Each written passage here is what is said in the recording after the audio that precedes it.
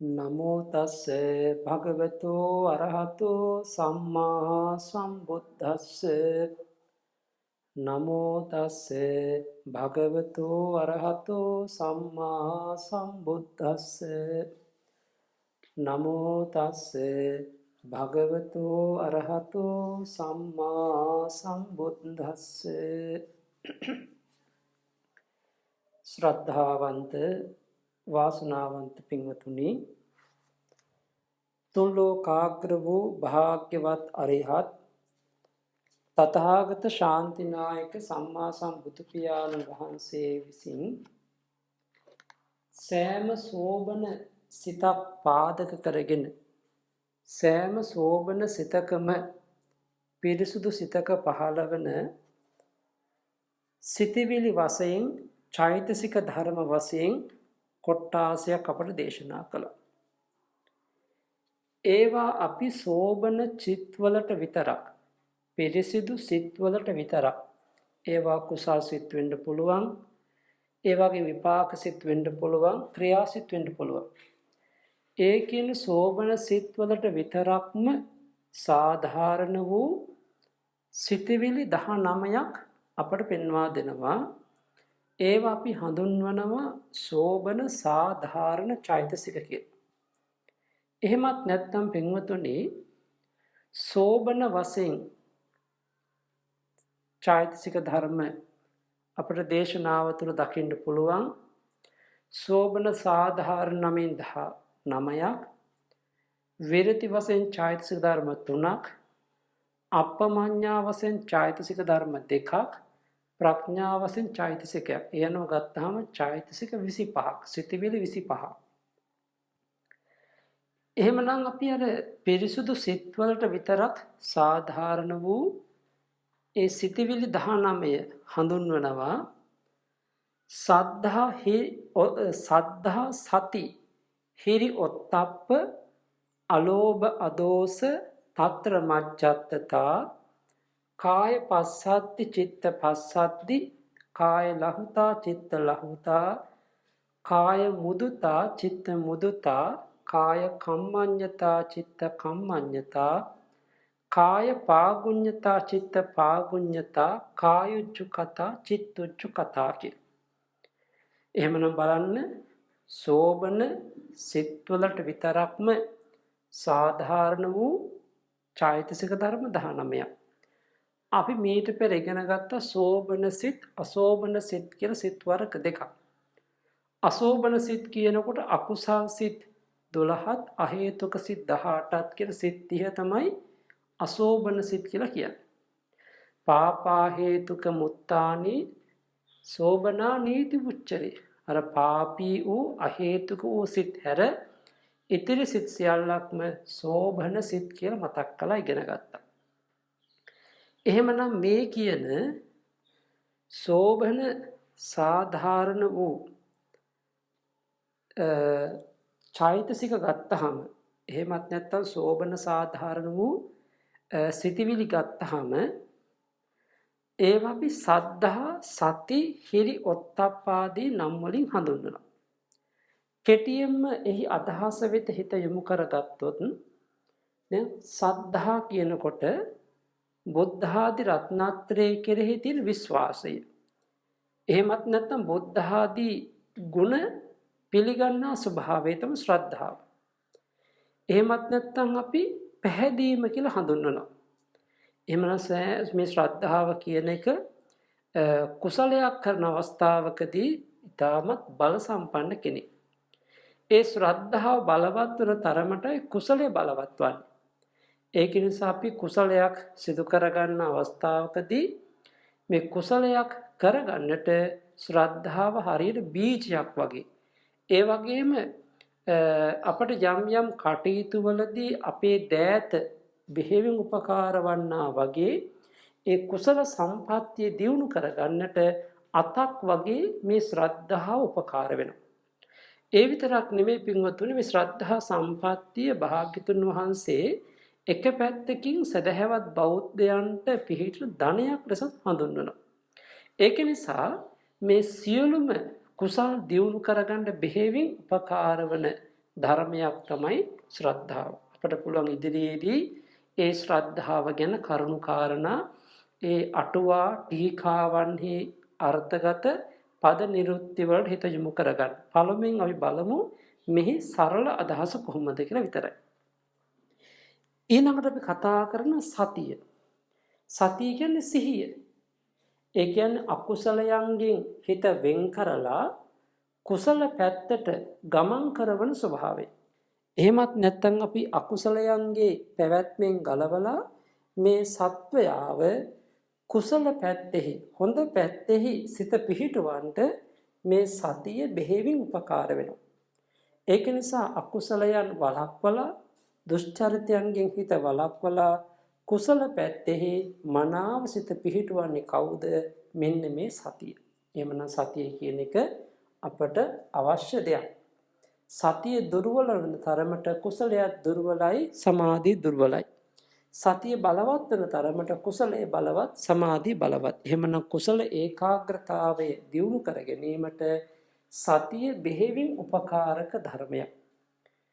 ඊළඟට පින්වතුනි යුගල ධර්ම දෙකක් තමයි හිරි ඔත්තප්ප. අපි සාමාන්‍යයෙන් කියනවා සාමාන්‍ය මිනිසෙක් තුලත් ඒ කියන්නේ ආ බෞද්ධ වෙන්නත් පුළුවන් අබෞද්ධ වෙන්නත් පුළුවන් කොහොම හරි මේ සමාජශීලී පුද්ගලයන් තුල හිරි ඔත්තප් දෙක තිබිය යුතුයි. ලැජ්ජා බිය. ඒ කියන්නේ පවට නරකට වැරදියට ලැජ්ජාව සහ බිය කියන දේ අපේ ළඟ තියෙන්න ඕන දෙයක්. ඒක නිසා තමයි පාපයන් පිළිකුල් කරන ස්වභාවය තමයි ලැජ්ජාව.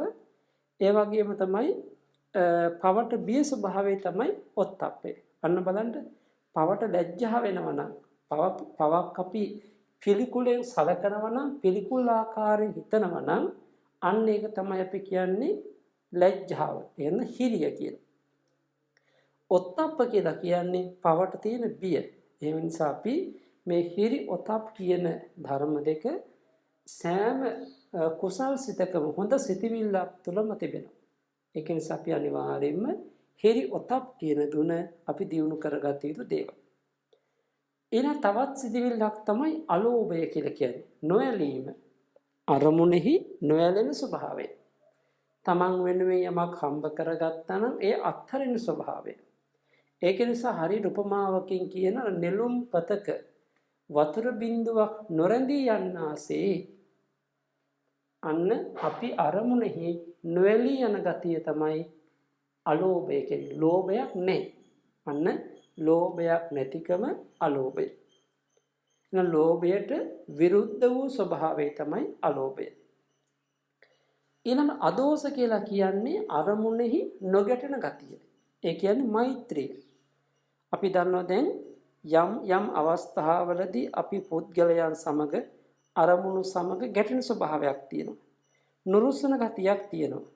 ඒව හැප්පෙන ගතියක් තියෙනවා. මෙන්න මේ හැප්පීම නුරුස්සන ගතිය ගැටීම කියන මේ සියල්ල නැහැ කියලා කියන්නේ එතන අදෝෂය පවතිනවා. මෛත්‍රිය පවතිනවා. එතන මෛත්‍රී භාවනාවේදී මේ අදෝෂය බලවත් කරගෙන අපි ඒ මෛත්‍රී ගුණය ධ්‍යාන බවට පත් වෙනකොට අදෝෂයේ චෛතසිකය අපට වසී වෙලා සමාපatti බවට පත් වෙනවා. ඒ වුණත් සාමාන්‍ය සෑම අවස්ථාවකම හොඳ සිතිවිල්ලක් සමග මේ අදෝෂ කියන ධර්මයේ පවතින නොගැටෙන ගතිය පවතින. එන යම් තැනක අපේ ළඟ ගැටීමක් නැත්නම් ඒ නොගැටෙන ගතිය තමයි අපි කියන්නේ අදෝෂ කියලා. ඊළඟට පින්වතුනි తත්‍ර මච්ඡත්තතා චෛතසිකය.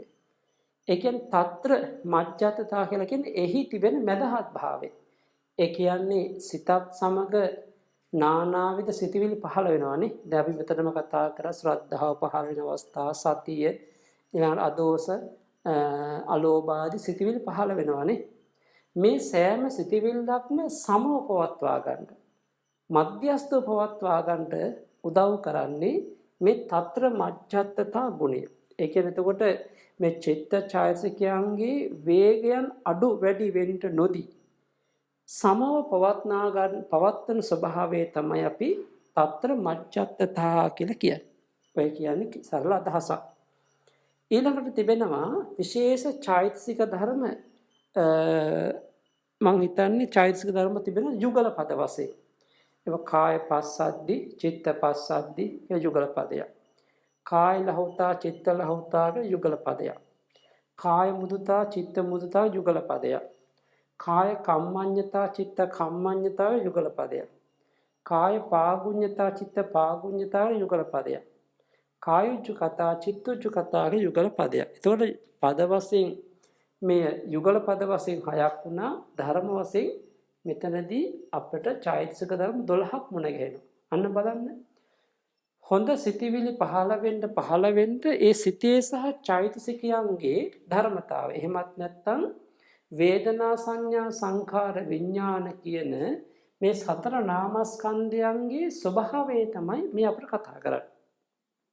දැන් කාය පස්සද්දි, චිත්ත පස්සද්දි. දැන් පළමුවෙන් අපි කාය කියනකොට ඕනෑම කෙනෙකුට හිතෙනවා මේ රූපකය කියන්නේ කියලා. නමුත් මේ රූපකය නෙමෙයි මෙතන කාය කියලා කියන්නේ විශේෂ චෛතසික ධර්මයන්ගේ යුක්ත වූ නාමකයක්.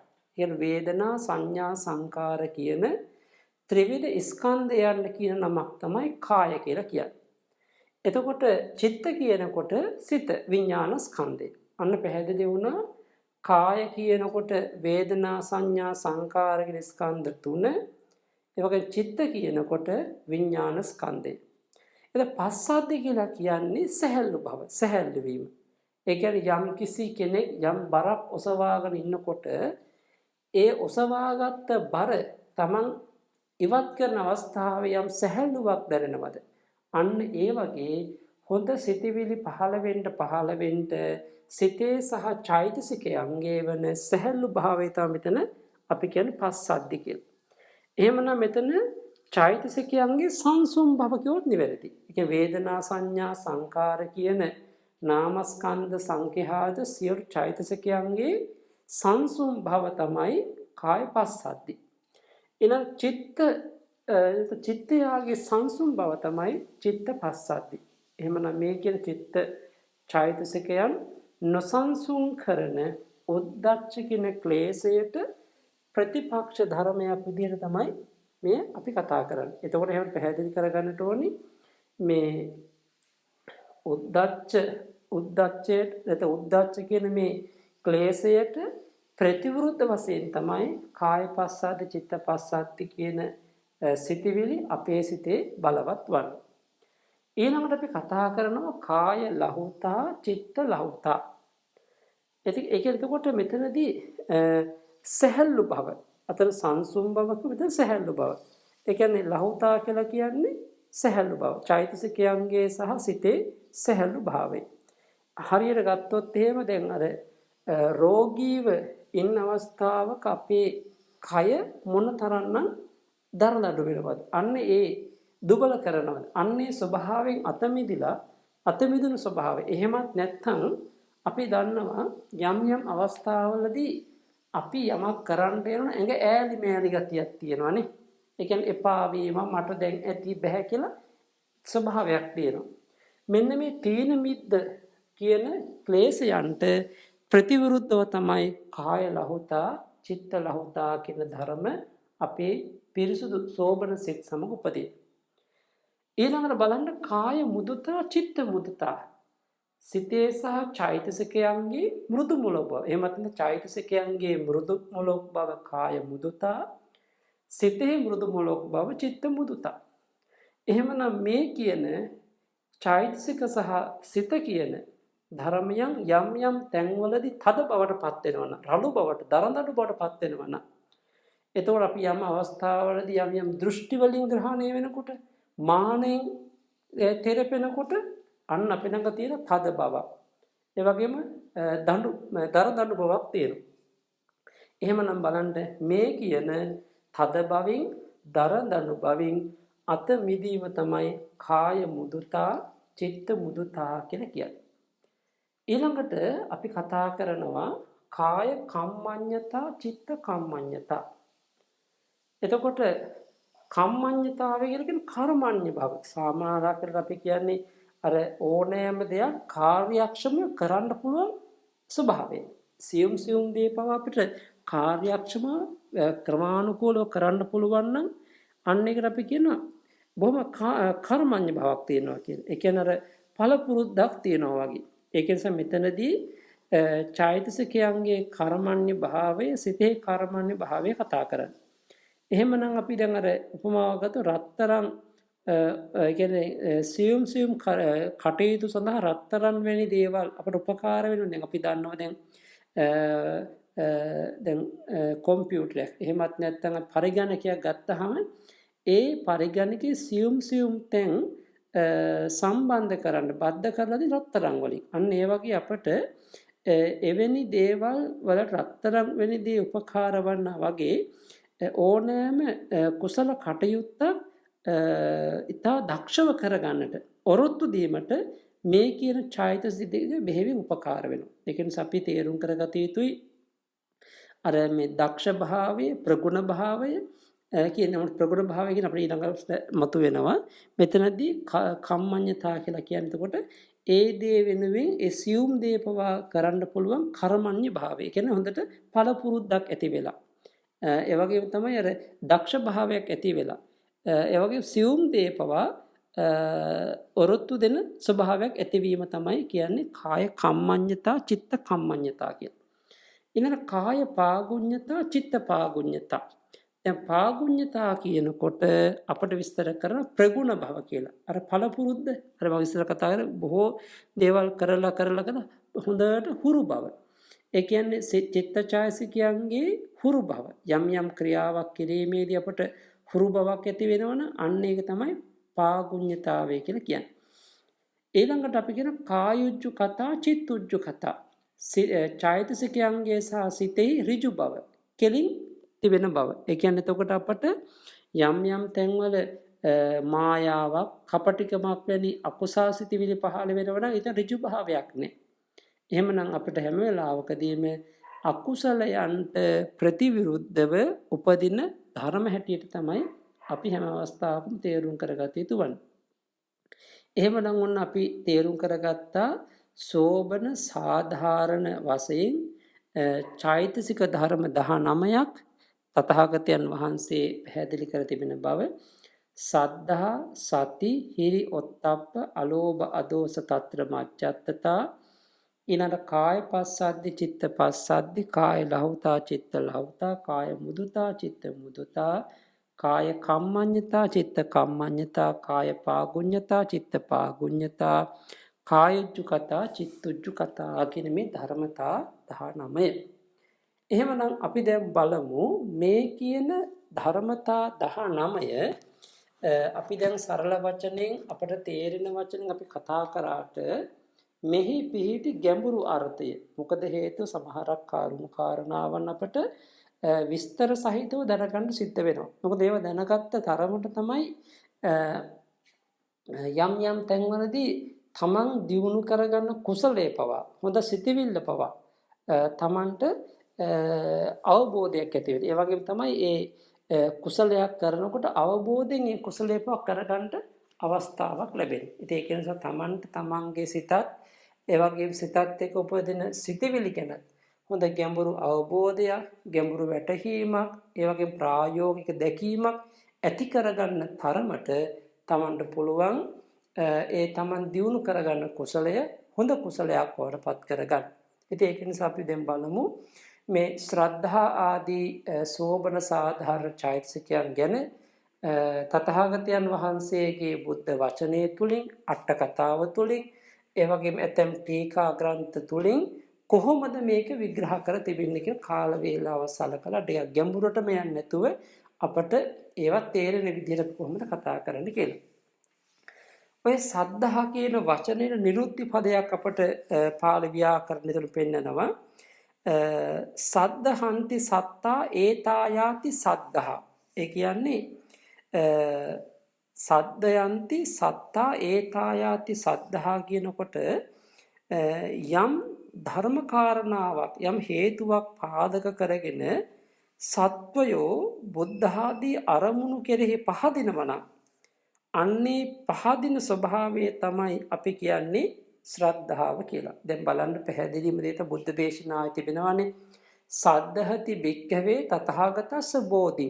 අනබල බුදුරජාන් වහන්සේම ඒ ශ්‍රද්ධා කියන වචනයේ නිරුක්ති පදයක් වශයෙන් අර්ථ විග්‍රහයක් තිබෙන්නේ තථාගතස්ස බෝධි. තථාගතයන් වහන්සේගේ බෝධිය, අවබෝධඥාන, මාර්ගඥාන, ඵලඥාන, සර්වඥතා ඥාන, ශාන්ත නිර්වාණ ධාතු කියන මේ බෝධි. එහෙමත් ඒ වගේම තමයි තථාගතයන් වහන්සේට සම්මා සම්බුද්ධ රාජ්‍ය පිණිස පිහිටාදාර වී වදාළ ඒ පාරිභෝගික චෛත්‍යරාජන් වහන්සේ නමක් වන ජයශ්‍රී විජයශ්‍රී බෝධින් වහන්සේ. එතකොට මේ කියන තථාගතයන් වහන්සේට ආවේනික වූ ඒ සතර මාර්ගඥාන බෝධිය, සතර ඵලඥාන බෝධිය, ඒ වගේම සර්වඥතා ඥාන බෝධිය, ශාන්ත නිර්වාණ ධාතු බෝධිය සමග ඒ බෝධිද්‍රම රාජන් වහන්සේ කියන මේ බෝධීන් කෙරෙහි යම් කිසි පැහැදීමක් තියෙනවා නම්, ගෞරවයක් තියෙනවා නම් මෙන්න මේක තමයි ශ්‍රද්ධාව කියලා කියන්නේ. දැන් එතකොට භාග්‍යතුන් වහන්සේම ඇතැම් තැන්වලදී දේශනා කරනවා අමූලිකා සද්ධා ආකාරවතී සද්ධා කියලා. අන බලන්න. එතකොට අපි අමූලිකා සද්ධා කියලා කියන්නේ පදනමක් නැතිව. එහෙමත් නැත්නම් අර මූලයක්, කාරණාවක්, වැටහීමක් නැතිව, පදනමක්, අත්තිවාරමක් නැතිව, අඩිතාලමක් නැතිව අපේ හිතේ යම් යම් තැන්වලදී පැහැදීමක් ඇති වෙනවා නම් අනෝබෝධේ. අන්නේ පැහැදීමද අපි කියන්නේ අමූලිකා ශ්‍රද්ධා. ඒ කියන්නේ මෝහය පාද කරගත් ශ්‍රද්ධාව. ඒ ශ්‍රද්ධාව ඇවිදින් නියම ශ්‍රද්ධාවක් නෙමෙයි. ඒකට අපි කියන්නේ සාමාන්‍යයෙන් මිච්ඡා අදිමොක්ඛය කියලා. ඒ කියන්නේ දැන් අපි දන්නවා අදිමොක්ඛ කියලා අපි චෛතසිකයක් ඉගෙන ගත්තානේ මීට පෙර. ඒ අදිමොක්ඛය කියලා කියන්නේ අරමුණෙහි බැස ගැනීම, තදින් බැස ගැනීමනේ. එතකොට මිච්ඡා අදිමොක්ඛය කියලා කියන්නේ වැරදි ලෙස තදින් බැස ගැනීම. අන්න බලන්න. එතකොට යම් අවස්ථාවලදී ඒ මෝහය සහ අනවබෝධයේ මුල් කරගෙන පූර්ණ කාශ්‍යප, මක්කලේ ගෝසාල වැනි ආචාර්යවරු, ශාස්ත්‍රවරු බුද්ධ කාලේ වැඩ හිටියා. ඒ වගේ බුද්ධ කාලේ හිටියා. ඊට අමතරව දැන් අද වර්තමානයේ උනත් තථාගත ධර්මයේම දේශනා කරන ශ්‍රාවකයන් හැටියට ඇතැම් ශ්‍රාවකයෝ බුදුරජාණන් වහන්සේ ඉදිරියේ තියාගෙන තම තමන් වැරදි දෘෂ්ටි මතිමතාන්තර ඉදිරිපත් කරමින් සමාජශීලී වන පිරිස ඉන්නවා. එතකොට මොන යම් හෝ තැනකදී තමන් එය වැරදි බව තමන්ට වැටහිලා හෝ නැතුව හරි මිච්ඡා අදිමොක්ඛ වශයෙන් යම් තැනක බැස ගන්නවා නම් අන්න එවැනි තැන්වල තමයි අපි කියන්නේ මේ අමූලිකා ශ්‍රද්ධාව කියලා. කියන්නේ මුලා වෙච්ච ශ්‍රද්ධාවක්, පැහැදීමක්. නමුත් ඒක ශ්‍රද්ධා චෛතසික උපදින තැනක් නෙමෙයි, මිච්ඡා අදිමොක්ඛය ඇතිවන තැනක් කියලා මතක තියාගත යුතු වෙනවා. ඊළඟට පින්වතුනි, අපි කතා කරන දෙයක් තමයි ආකාරවතී සද්ධා. ආකාරවතී ශ්‍රද්ධාව කියලා කියන්නේ යම් දෙයක් අපි වටහාගෙන අවබෝධයෙන්, අනුපිළිවෙලින්, ක්‍රමානුකූලව අපේ හිතේ සහ ප්‍රතිපදාවේ ගුණ වැඩෙමින් යම් තැනක අපේ හිතේ පැහැදීමක් ඇති වෙනවා නම් අන්න ඒක තමයි ආකාරවතී ශ්‍රද්ධාව කියලා කියන්නේ. ඒ කියන්නේ භාග්‍යතුන් වහන්සේ කියනකොට භාග්‍යතුන් වහන්සේගේ ගුණ දකිමින් ඒ අවබෝධයටපත් වෙනවා. දැන් බලන්න දවසක් භාග්‍යතුන් වහන්සේ සමග පැමිණෙන වක්කලී ස්වාමීන් වහන්සේ පිටුපසෙන් වැඩම කරමින් භාග්‍යතුන් වහන්සේගේ මේ රූපකාය සම්පත්තියම සිතමින් හිතේ පැහැදීමක් හදා ගන්නවා. ඒ වෙලාවේදී භාග්‍යතුන් වහන්සේම දේශනා කරන්නේ යෝ ධම්මං පස්සති සෝ මං පස්සති. යම් කිසි කෙනෙක් ධර්මයේ දකිනවා නම් ඒ තුලින් පුළුවන් තථාගතයන් වහන්සේ දකින්න. එතකොට අපි බුදුරජාණන් වහන්සේ හඳුනගන්නේ එක පැත්තකින් රූපකාය සම්පatti. හැබැයි ඒ රූපකාය සම්පත්තියෙන් පමණක්ම අපට භාග්‍යතුන් වහන්සේව තීරණය කරන්න බෑ. දැන් අද වර්තමානයේ බලන්න භාග්‍යතුන් වහන්සේව සංකේතවත් කරමින් නානාවිද බුද්ධ ප්‍රතිමාව නිර්මාණය වෙනවා. එතකොට බුද්ධ ප්‍රතිමාව තුලින් අපට භාග්‍යතුන් වහන්සේ දකින්න බැහැ. නමුත් භාග්‍යතුන් වහන්සේගේ නියම ස්වરૂපේ ප්‍රතිමාවක නංවන්නත් බෑ. එහෙමනම් අපට භාග්‍යතුන් වහන්සේ කියන්නේ කවුද? මොන වගේ ශාස්ත්‍රීය කෙනෙක්ද? මොන වගේ නායකත්වයක්ද? මොන වගේ දේශනා විලාසයක්ද? මොන වගේ මහා කාරුණිකත්වයක්ද තිබුණේ කියලා අපට දකින්නට නම් පුළුවන්නේ භාග්‍යතුන් වහන්සේගේ ධර්මයේ තුලින් විතරයි. ඒක නිසා අපි තථාගත ධර්මයේ ඉගෙන ගන්න ධර්මයේ තුලට බැස ගන්න ඒ තුලින් ඇතිවෙන ශ්‍රද්ධාව තමයි අපි තේරුම් ගන්න ඕනේ ආකාරවතී ශ්‍රද්ධාව කියන්නේ. ඉතින් අන්න ඒක නිසා අපි ඔය ශ්‍රද්ධාව ගැන කතා කරනකොට ඇතැම් තැන්වල දෝලණය වීමක් තියෙන අදහස්වල. මොකද වැරදි දේ කෙරෙහි පැහැදීම ශ්‍රද්ධාව කියලා ඇතැම් අයට හිතෙන්න පුළුවන්. ඒක නිසා අපි ඒ අවස්ථාව නිවැරදිව තෝරා ගන්නට ඕනේ.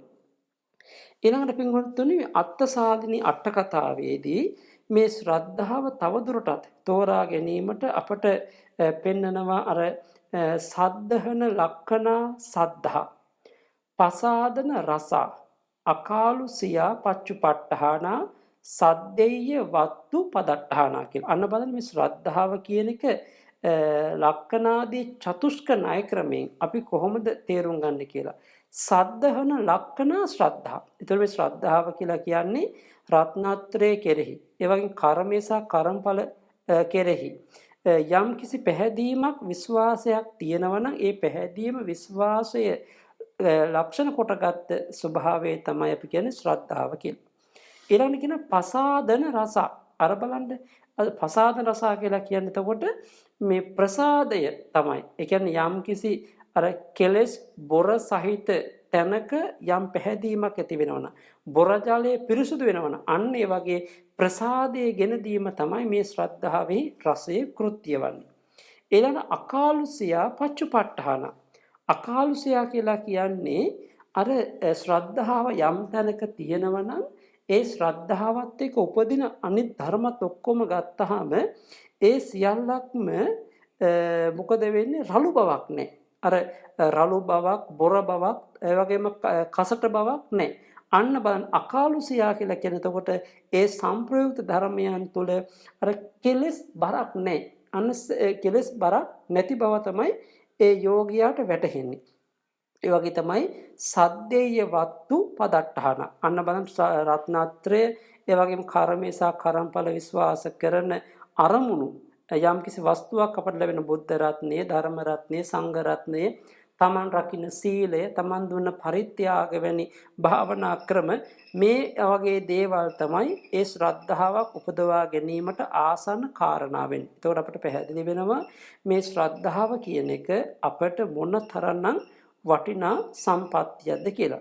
ඒක නිසා තමයි අට කතාවල පෙන්වා දෙන්නේ යථා උදකප්පසාදකෝ මණි ඒවං දට්ඨබ්බා. මේ ශ්‍රද්ධාව කියන එක ජලය ප්‍රසන්න කරන සක්විති රජතුමාගේ මාණික්‍ය රත්නය වගේ තේරුම් ගන්න කියලා කියනවා. ඒතකොට බලන්න ශ්‍රද්ධාවට උපමාවක් වශයෙන් කතා කරන්නේ සක්විති රජුරුවන්ගේ උදකප්‍රසාද මාණික්‍ය රත්නය බොර ජලයට බහලනකොට ෂණිකව ජලයේ පිරිසුදු වෙනවා, ප්‍රසන්න වෙනවා වගේ තමයි මේ ශ්‍රද්ධා සම්පත්තිය කියන එක. ඒ නිසා අපට යම් කිසි මිනිසෙක් දිව්‍ය සම්පත්, මනුෂ්‍ය සම්පත්, යසීසුරු සම්පත් මේ ආදී නානාවිද සම්පත් ප්‍රාර්ථනාවෙන් කුසල් කරනවා නම් ඒ හැම සම්පත්තියක් උදෙසාම මේ ධනය මහත්සේ උපකාර වෙන ශ්‍රද්ධා විත්තං පුරිසස්ස සෙට්ටං. අනම ශ්‍රද්ධාව තමයි උතුම්ම ධනය, උතුම්ම සම්පත්තිය. ඒ වගේම තමයි ශ්‍රද්ධාව බීජය, ශ්‍රද්ධාව ධනය ආදී වශයෙන් භාග්‍යතුන් වහන්සේ ශ්‍රී මුක දේශනාවෙන්ම අපට දේශනා කළා. ඊළඟට පින්වතුනි තවදුරටත් අට කතාව ගවේෂණය කරනකොට අපට මේ ශ්‍රද්ධාවේ ප්‍රභේදයන් දකින්න පුළුවන්.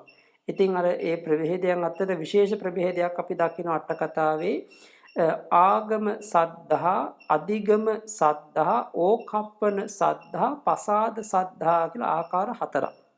දැන් අපට පුළුවන් ආගම ශ්‍රද්ධාව කියලා කියන්නේ භවයෙන් භවයට පැමිණෙන ශ්‍රද්ධාවක්. ඒකට අපි කියනවා ඒ සර්වඥතා ඥාන බෝධියට, පසේ බුද්ධත්ව බෝධියට, ශ්‍රාවක පාරමී ඥාන බෝධියට පත්වීමේ අදහසින් නියත විවරණ ලබා ඒ පැමිණෙන යම් උතුමන් වහන්සේලා ඉන්නවා නම් උන්වහන්සේලාට ප්‍රතිසන්දිය සමග භවයෙන් භවයට මේ කියන ශ්‍රද්ධාව පිහිටන. කියන්නේ තෙරුවන් මුණ ගැහෙනවා නම් ඒ වගේ කර්මේසා කර්මඵල විශ්වාසය ඇති වෙන මේ හැම දෙයක්ම හඳුනා ගන්න පුළුවන් ශ්‍රද්ධා සම්පත්තිය ඇති වෙනවා.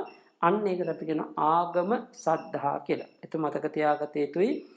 නියත විවරණ ලබාගත් සර්වඥ බෝසතාණන් වහන්සේලා පසේ බුද්ධත්වයේ ලබන බෝසතාණන් වහන්සේලා වගේම ඒ ශ්‍රාවක පාරමී ඥානයට පත්වන උතුමන් වහන්සේලා උදෙසා ඇතිවන ශ්‍රද්ධාව තමයි ආගම ශ්‍රද්ධා කියලා කියන්නේ. ඊළඟ අධිගම ශ්‍රද්ධා කියලා කියන්නේ යම් ආර්ය ශ්‍රාවක යම්කිසි ශ්‍රාවකයන් වහන්සේ නමක් ආර්ය භූමියටපත් වෙනවා. එහෙමත් නැත්නම් චතුරාර්ය සත්‍ය අවබෝධයෙන් ඒ ආර්ය භූමියටපත් වෙනවා. අන්නේ ආර්ය භූමියටපත් වීමත් එක්ක ආර්ය ධර්මයේ ලෝකෝත්තර මාර්ගඵල අධිගමනය සමග ඇතිවන ශ්‍රද්ධාව තමයි අධිගම ශ්‍රද්ධා කියලා කියන්නේ. අන්න ඒකත් අපි තෝරාගත යුතු වෙනවා. ඒ අධිගම ශ්‍රද්ධාව කියන්නේ මොකක්ද කියලා. ඊළඟට අපි කතා කරන ශ්‍රද්ධාවක් තමයි විශේෂයෙන්ම ඕකප්පන ශ්‍රද්ධාව. දැන් මේ ඕකප්පන ශ්‍රද්ධාව කියන එක සමහරක් වෙලාවට කෙනෙක් දැන් අපි ගත්තොත් බුද්ධ ධම්ම සංඝ කියන මේ රත්නත්‍රය තියෙනවනේ. මේ රත්නත්‍රයට විරුද්ධ ධර්මයන් පැමිණෙනවා නම් ඒ විරුද්ධව පැමිණෙන හැම දෙයක්ම තමන්ට පුළුවන් මැඩලගෙන ඉදිරියට පවත්වා ගන්න පුළුවන් නම් එහෙමත් නැත්නම් තමන්ට යම් කිසි කුසලයක් කරන අවස්ථාවකදී බාධා පැමිණෙන ඒවාට මැඩෙන්නේ නැතුව ඒවාට පොඩි වෙන්නේ නැතුව ඒවාට අසු වෙන්නේ නැතුව ඒවා මැඩලගෙන නොසෙල්වි ඉදිරියට පවත්වා ගන්න පුළුවන් නම් ඒ කුසලය අන්නේ අවස්ථාවේ පවතින දේ තමයි ඕකප්පන ශ්‍රද්ධා කියලා කියන්නේ.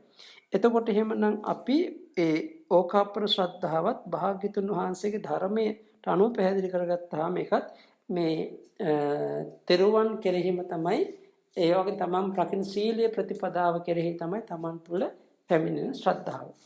ඊළඟ පසාද ශ්‍රද්ධා කියලා කියන්නේ ප්‍රසාදයේ උපදවන ඒ වගේ ප්‍රසාදයේ ජනිත කරවන යම් තාක් බුද්ධ ආදී වස්තු තිබෙනවා. ඒ වස්තුන් කෙරෙහි දැක්වෙන පැහැදීම තමයි අපි කියන්නේ පසාද ශ්‍රද්ධා කියලා. ඉතින් ඒක නිසා අපි හැම අවස්ථාවකදීම මේ ශ්‍රද්ධාව කියන එක තෝරා ගැනීමේදී තවදුරටත් ඇතැම් අට කතාවලදී පෙන්වා දෙන විශේෂ අංගුත්තර නිකාය අට කතාව එක තැනක විස්තර කරනවා. දානයක් පූජා කරනකොට අපි කියනවනේ දාන වස්තුව ඒ වගේ දේ ධර්ම වස්තුව පටිඝාක සම්පත්තිය සහ දක්ෂිනීය පුද්ගලයන් කියන මේ අපට දුෂ්කරයි කියලා. ඒ කියන්නේ ඒක දාන වස්තුව පිරිසුදු වීමත් පටිඝාක සම්පත්තිය ලැබීම ආදිම දුර්ලභයි නේ. හැබැයි ඔය අතර කියනවා මේ ශ්‍රද්ධාව කියන එක අතිශයම දුර්ලභයි කියලා. ඒක අට කතාවේ පැහැදිලි කරනවා. එත්තච දේ ධම්මා සුලභා දේය ධම්මා චේව දක්ඛිනේයාච සද්ධාපන දුර්ලභා කියලා. අර බලන්න. ඒ කියන්නේ ඇත්තම අවස්ථාවලදී කියනවා තමන්ට දානයක් පූජා කරගන්නට අවශ්‍ය කරන වස්තුව ලැබීමත් ඒ වගේම දානය ලබන්න පටිඝාක සම්පත්තිය ලැබීමත් එක සුලභ කාරණාවක්. ඒ වුණාට ඒ දෙකම මනසේ පිහිටවලා පින්කම කරගන්නට ශ්‍රද්ධා සම්පත්තිය ලැබීම දුර්ලභ කාරණාවක් කියලා. එතකොට බලන්න අපට මේ දෙය ධර්ම සම්පත්තිය සහ දක්ඛිනය කියන මේදී මේ කාලේ තාම සුලභයිනේ. දැන් මේ කාලේ සිල්වතුන් ගුණවතුන් වහන්සේලා අප්‍රමාණ වැඩ ඉන්නවා. ලංකාව විතරක් ලෝකයේ පුරා වැඩ ඉන්නවා. ඒ වගේම Tamanට ඕනෑ තරම් ධාර්මික ධනය සහ ප්‍රණීත ආකාරයෙන් දාන වස්තු සකස් කරගන්න පුළුවන්කම තියෙනවා. හැබැයි Taman කොච්චර ධන දහන්නේ හම්බ කරගත්තා Tamanට මොනතරම් Taman උසස් පුද්ගලයෝ ලැබුණත් ඒ උතුමන් වහන්සේලාට නිවැරදිව පරිත්‍යාගයක් කරගන්නට ශ්‍රද්ධාව නැහැ. කොච්චරනම් අද වර්තමානයේ කොච්චර ධාර්මික උපයාස අපයාගත්ත ධනෙ කෝටි ප්‍රකෝටියක් තිබුණත් ඒ දේ අත්හැරලා දන් දෙන්න තරම් ඒ ශ්‍රද්ධාව නැතිවීම කොච්චර දුර්වලද. ඒක නිසා තමයි කියන්නේ වස්තුව තිබුණත් උතුමන් දානෙ ලබන්න පුද්ගල හිටියත් ශ්‍රද්ධා සම්පත්තිය නැතිවීම ඉතාමත්ම දුෂ්කර කාරණාවක්. ඒ නිසා අපි දුර්ලභ කාරණාවක් හැටියට තමයි ශ්‍රද්ධාව ඒ අංගුත්තර නිකාය අට කතාවේදී පවා පෙන්වා තිබෙන්නේ. ඊළඟට මේ ශ්‍රද්ධාව තුල තිබෙනවා තවත් විශේෂ ලක්ෂණයක්. ඒකට කියන සම්මක්ඛන්දන ලක්ෂණ ශ්‍රද්ධාව කියලා. අන්න ඒකත් හරි වැදගත්. මොකද හේතුව අර කතාවක් තිබෙනවා දැන් විශාල දෙගොඩ තලාගෙන ගලා බසින ගඟක් තියෙන ජල ධාරාවක් තියෙන.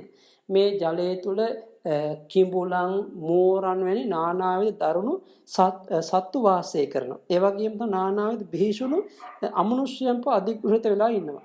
එහෙමනම් එවැනි තැන්වලදී ඒ වගේ බිය උපදවන සැඩපහරක් තරණය කරගන්න කෙනෙක් සමර්ථ වෙනවා.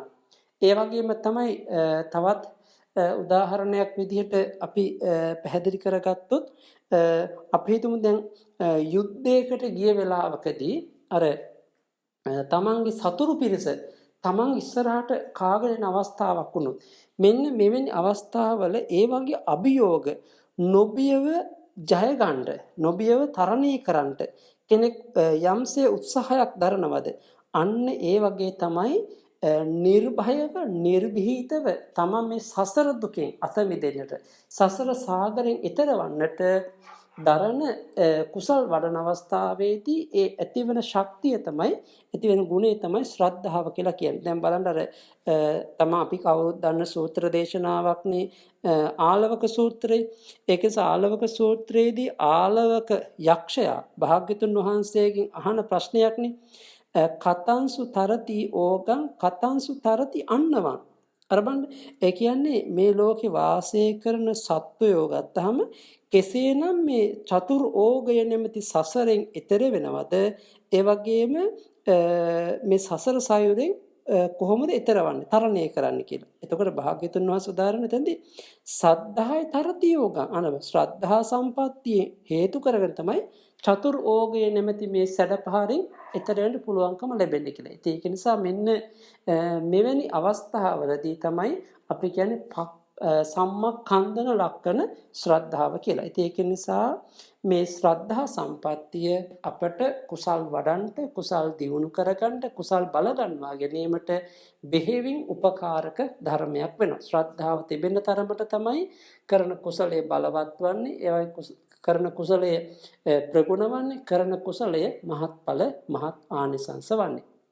ඉතින් ඒක නිසා අපි ওই ශ්‍රද්ධා සම්පත්තිය ගැන අපි කතා කරා.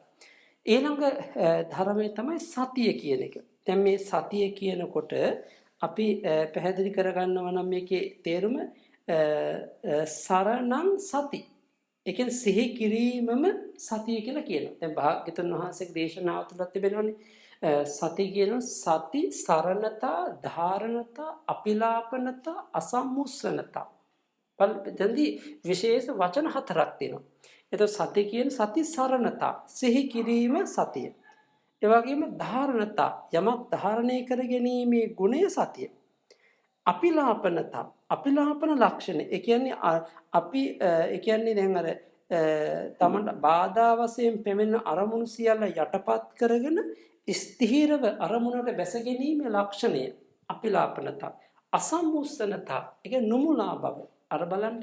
එතකොට යම් තැනකදී අපට යමක් සිහි කරන්න පුළුවන් නම් ඒ වගේ යමක් ධාරණය කරගන්න පුළුවන් නම් ඒ වගේම තමයි අර අකුසලයන්ගෙන් බැහැර කරලා හිත හොඳ තැනක පිහිටුවා ගන්න පුළුවන් නම් ඒ වගේම නොමුලාව අරමුණේ ඉන්න පුළුවන් නම් මෙන්න මේ ලක්ෂණ තමයි අපි කියන්නේ සතිය කියලා. අන්න බලන්න සතිය කියනකොට මෙන්න මේ ලක්ෂණ තුලින් අපි තෝරා ගත යුතු වෙනවා.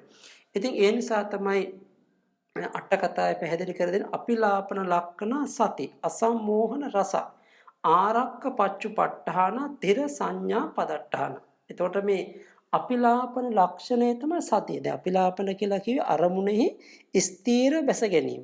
ඒ කියන්නේ එතකොට ඒ කියන්නේ කුසල ඒ කියන්නේ අකුසල අරමුණේ නෙමෙයි කුසල අරමුණක ස්ථීර බැස ගැනීමේ ලක්ෂණය තමයි අපිලාපන ලක්ෂණය. ඊළඟට තමයි මූලාවක් නැති බව තමයි රසය. ඒ වගේ තමයි සිත ආරක්ෂා කිරීම තමයි වැටහෙන ආකාරය. ඒ වගේම තමයි අරමුණෙහි ස්ථීරව සිටීම තමයි ආසන්නම කාරණා. එතකොට එහෙමනම් බලන්න යම්කිසි වෙලාවකදී අපි භාවනාවක් දියුණු කරනවා නම් ඒ භාවනාවේදී අරමුණ තුළ සිත කිඳා බැසීම අරමුණ තුළ හිත හොඳට බැස ගැනීම තමයි අපි සතිය කියලා කියන්නේ. එතකොට අපි මහා සතිපට්ඨාන සූත්‍ර දේශනාවනි දේශනාවන් තුළින් පවා භාග්‍යතුන් වහන්සේ පැහැදිලි කරනවා කායේ කායානුපස්සී විහෙරති. අර තමන් ඒ රූපකයෙහි ඒ කයට අනුව පිහිටුවගත සතිය. ඒ වගේම වේදනාවට සිතට සහ ධර්මයන්ට අනුව සතර සතිපට්ඨාන ධර්මයන් තුල පෙන්වන්නේ මේ සතිය කොහොමද අපි පිහිටුවා ගන්න හැටි. ඊළඟට බලන්න ඔය බොජ්ජංග විභංගයේදී අපි දර පිටකේ භංග ප්‍රකරණ බොජ්ජංග විභංගයේදී ඔය සතිය කියන වචනයට හොඳ අර්ථ විග්‍රහයක් දෙනවා. චිර කතම්පි චිර භාසිතම්පි සරිතා අනුසරිතා. ඒ කියන්නේ අතීතේ කළ දෙයක් හෝ කිව් දෙයක් Tamanට මෙනෙහි කරන්න පුළුවන් නම් ඒ මෙනෙහි කිරීමේ කෘත්‍යය තමයි සතිය කියලා කියන්නේ. ඒ වගේම තමයි පුබ්බේ නිවාසානුස්සති ඥානය තුලින් පෙන්වන්නේ අතීත භවයන් සිහි කිරීමේ නුවණ. අතීතේ අම්මා තාත්තා කවුද? තමන්ගේ නංගම් මොනවද? කාබ වියපු හැට මේ හැම දෙයක්ම මෙනෙහි කරමින් භවයෙන් භවයට යන්න පුළුවන් නම් ඒකත් ඇවිදින් අර සතිය සිහි කිරීම. ඒ කියන්නේ පුබ්බේ නිවාසානුස්සති ඥානය පැහැදිලි කරන්නේ සතිය. ඉතින් ඒක නිසා අපි මේ සතිය කියන එක බොහොම බලවත් ධර්මයක් හැටියට අපි තේරුම් කරගත යුතු වෙනවා. ඉතින් ඒක නිසා භාග්‍යතුන් වහන්සේ අපට බොහෝ සූත්‍ර දේශනාවලදී පවා මේ සතිය පෙන්වා දෙනවා. ඊළඟට තවදුරටත් මේක අපි තෝරා ගැනීමේදී තවත් ලක්ෂණ වශයෙන් ගත්තාම උග්ඝහන ලක්ෂණය සහ අපිලාපන ලක්ෂණය කියලා තමයි මේ සතිය ලක්ෂණ දෙකක් පෙන්වන්නේ.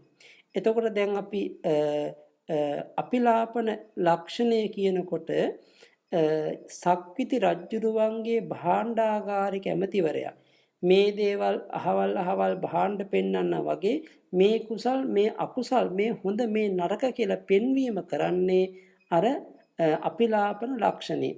ඒ වගේම උග්ඝහන ලක්ෂණය කියනකොට චක්‍රවර්ති රජතුමාගේ පුත්‍ර රත්නය වගේ අර සුචරිත ධර්ම දුෂ්චරිත ධර්ම පෙන්වනවා නම් ඒ අහිතකර දේවල් බැහැර කරලා හොඳ ධර්මයේ තුල විතරක් මතු කරන ස්වභාවය. එතකොට එහෙමනම් අපි සතිය කියනකොට වැරදි විදිහට බැස ගැනීමක් නැතිව හොඳ අරමුණෙහිම බැස ගන්න ස්වභාවය. එතකොට එහෙමනම් අපි මිච්ඡා සති සම්මා සති කියලා වෙන් කරගත්තොත් මිච්ඡා සති කියලා චෛතසිකයක් අපට අසෝබන සිතේ නැහැ. හැබැයි සම්මා සති කියනකොට සති කියලා චෛතසිකය සෝබන ගොඩේ තිබෙනවා. ඒක නිසා කොහොම නමුත් සිහිය කියලා කියන්නේ සතිය ඒ සතිය දියුණු කර ගැනීම තමයි මෙතරදී වැදගත් වන්නේ. එතකොට එහෙමනම් යම් කිසි කුසලයක් කරනකොට ඒ කුසලයේ තුල යම් හොඳින් හිත පිහිටුවා ගන්නවා නම් වික්ෂිප්ත භාවයට යන්ට නොදී පවත්වා ගන්නවා නම් අන්න එතන පවතින්නේ සතිය. ඉතින් ඒක නිසා අපි සතියත් අපට අවශ්‍ය කරන ධර්මයක් වෙනවා. ඊළඟට හිරි සහ ඔත්තප්ප කියන ධර්ම දෙක.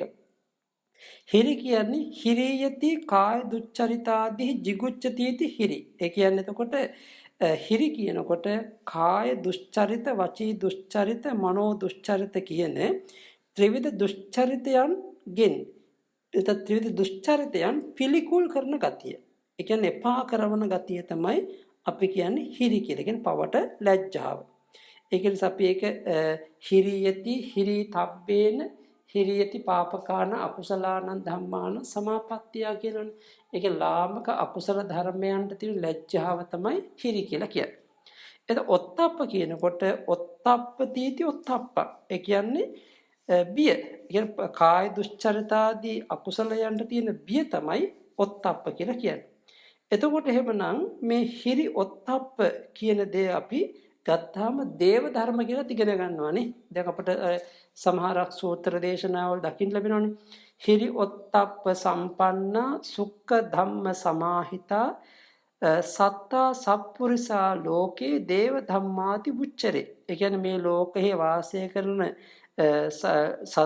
සත්ව ලෝකේ ගත්තාම හිරි ඔත්තප්ප දෙකෙන් පරිපූර්ණව ඒ කුසල පිරිසුදු ධර්මයන් කියන මේ හිරි ඔත්තප්ප දෙකේ යුක්ත වුණු සන්තා සප්පුරිසා සන්තා සප්පුරිකෙන් සාන්ත වූ කාය ద్వාරාද ඇති සත්පුරුෂයෝ දේව ධර්ම යයි කියලා කියන. එහෙමත් නැත්නම් අපි කියන දැන් මේ ලෝකේ ලෝකපාලක ධර්ම වශයෙන්මුත් හිරියොතප් දෙක කියලා කියනවා. ඒ දේව ධර්ම වශයෙන්මුත් හිරියොතප් කියලා කියනවා. එහෙමනම් අර මේ ලෝකයේ සත්වයන්ගේ පාලනය පවතින හිරියොතප් ධර්ම නිසා. ඒක නිසා අපි මේ හිරි ඔතප් කියන පවට ලැජ්ජා බිය කියන ධර්ම අපි හොඳින් තේරුම් කරගත යුතු වෙනවා. එතකොට තවත් කාරණාවක් හැටියට අපිට මතු කරගන්න පුළුවන් මේ පවට ලැජ්ජාව කියන එක අපේ ළඟ ඇති වෙන්නේ කොහොමද? අන්න ඒකත් වැදගත්. මොකද හේතු සමහරක් වෙලාවට අපි දන්නේම නැහැනේ. අපි සමහර බුද්ධිමත් අයට තේරුම් ගන්න පුළුවන් අපි කොහොමද පවක් ඉදිරියේ ලැජ්ජා වෙන්නේ? මොන වගේ හේතු නිසා? තමන්ගේ ආත්ම ප්‍රතිවේක්ෂාවෙන්. ඒක තමන් ගැන හිතමින් තමන් පවට ලැජ්ජා වෙනවා. උදාහරණ වශයෙන් පෙන්නනවා දැන් ජාතිය. ඒ කියන්නේ තමන්ගේ ජාතිය මෙනෙහි කරනකොට අන්න පවට ලැජ්ජාව ඇති වෙනවා. වය තමන්ගේ වයස මෙනෙහි වෙනකොට පවට ලැජ්ජාව ඇති වෙනවා. සූර භාවය. ඒ කියන්නේ තමන්ගේ මේ තමන් නොබියව මේ යමක් කිරීමේ තියෙන දක්ෂතාවයත් එක්ක අන්න පවට ලැජ්ජාව ඇති වෙනවා. බාහු සත්‍යක්. තමන් තුළ තිබෙන මේ බහුශ්‍රත භාවය ගැන හිතනකොට අන්න පවට ලැජ්ජාව ඇති වෙනවා. ජාති මහන්තතාවය. ඒ කියන්නේ තමන්ගේ මේ වංශය නැත්නම් කුලය තියෙන මේ උසස් බව, ජාතියේ උසස් බව තමන් මෙනෙහි කරනකොට පවට ලැජ්ජා වෙනවා. සත්තු මහන්තතා. ඒ කියන්නේ තමන් අදහන ශාස්ත්‍රුන් වහන්සේ, තමන්ට ගුරුහරුකම් ලබා දෙන ශාස්ත්‍රුන් වහන්සේ ගැන හිතනකොට අන්න තමන් පවට ලැජ්ජා වෙනවා. ඊළඟට දායජ්‍ය මහන්තතා. තමන්ට ලැබිච්ච දායාදය, උරුමකාරකම. දැන් බලන්න අපට භාග්‍යතුන් වහන්සේ ධර්මයේ ලැබිලා තිබෙනවා. ඒවා දායාද. ඒ වගේම තමයි අග්‍ර ශ්‍රාවක, මහා ශ්‍රාවක වැනි උතුමන් වහන්සේලා අපට ලැබිලා තිබුණා.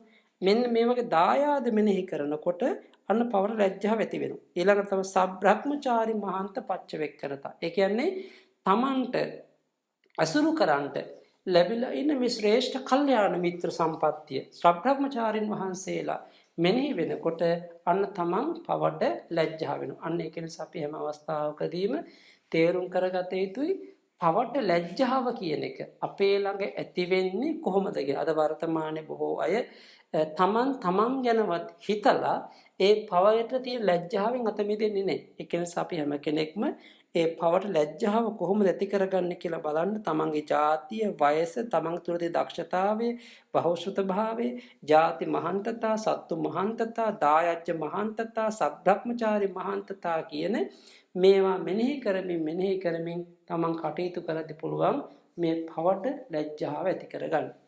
ඊළඟට පින්වතුනි ඔත්තප්ප පවට දෙන බිය. ඒ කියන්නේ තමන් වරදක් කළොත් තමන්ට ලැබෙන දඬුවම් තිබෙනවනේ. අත්තානුවාද බය. තමා අරමුණු කරන් තමන්ට බයක් ඇති වෙනවා.